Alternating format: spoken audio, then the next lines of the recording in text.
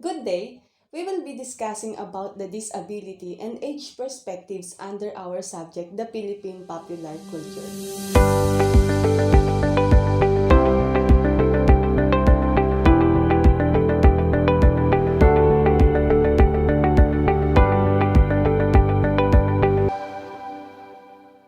Let us first define the meaning of disability. Disability means a physical or mental condition that limits a person's movements, senses, or activities.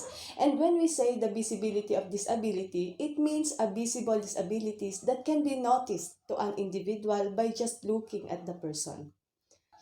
It can be a facial features that shows that they have disability. It can be an involuntary shaking throughout their body, or they cannot move physically as the average individual does. So what are the example of a visible disabilities? The examples are vision impairment, physical disability, deaf or hard of hearing, autism spectrum disorder, mental health conditions, acquired brain injury, intellectual disability, and many more. Those people with disabilities were institutionalized and marginalized for many years. Most of the time, those people are the disregarded and unappreciated one.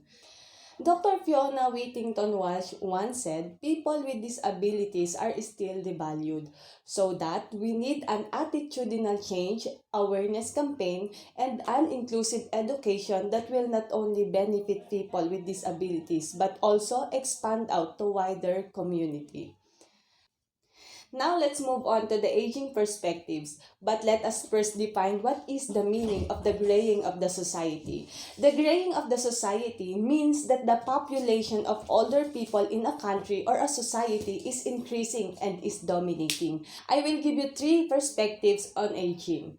First is the symbolic interactionist perspective on aging. So based on the symbolic interaction approach, activity theory is the idea that a high level of activity increases personal satisfaction in old age because everyone bases social identity on many roles. This engagement is bound to reduce satisfaction and meaning in the lives of older people. What seniors need is not to be pushed out of roles but to have many productive or recreational options. Activity theory does not reject the idea of job disengagement. It simply says that people need to find new roles to replace those they leave behind.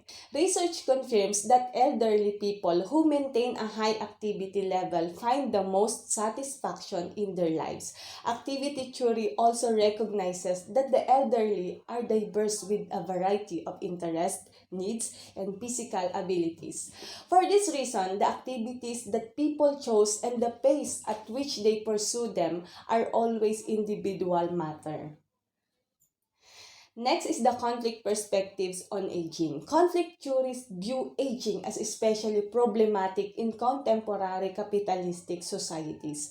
As people grow older, their power ends to diminish unless they are able to maintain wealth. Consequently, those who have been disadvantaged in their younger years become even more in late adulthood.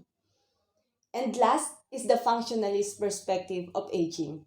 The functionalists emphasize how individuals adjusted to changing social roles as they age and how those roles were useful to society. Based on Hendrick 1992, the earliest theorists often assume that aging brings with it physical and psychological decline and that changing social roles have to take this decline into account.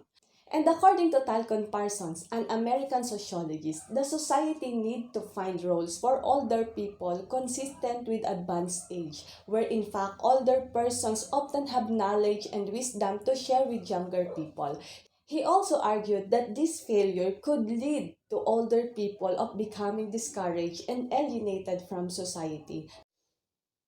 Nowadays, there are still an intersectionality in the popular culture with regards to the aging and visibility of disabilities. But through awareness of intersectionality, we can avoid discrimination and spread understanding and appreciation towards our differences. Well, that's all for today. I hope you learned well. God bless everyone.